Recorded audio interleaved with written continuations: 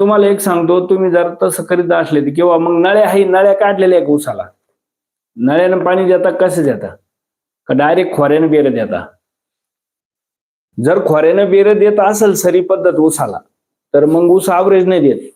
पण तुम्ही जर नळ्या जर काढेल्या असल्या, 2-2 20-20 च्या नळ्या काढायच्या प्रत्येक सरीला. 3 इंची पाईप टाकायचा किंवा 2.5 इंच पाईप टाकायचा. धरणाची पाईप नसली तर 3 इंची पाईप टाकायचा पुढं आणि त्याला 20-20 च्या 2-2 नळ्या काढायच्या. लांब जर सरी असली 3 काढायचे, नाही तर 2 नळ्या काढायच्या. 20-20 च्या 2-2 नळ्याला पाणी लावलं ना, इतकं भिजत चालत रान काय सांगा, ऊस बी लय चालतो, पोसतो पण चांगला ऊस. तशी जर पद्धत केली तर. पण मग नाही कळ आपण जर खोऱ्यानं जर बेर दिलं या सरी पद्धतीला, तर मग पाणी घेत नाही ऊस आणि ऊस पण चालत नाही आणि ॲव्हरेज पण मिळत नाही. कारण पाणी निखळ पळत चालत, जिरत नाही पाणी.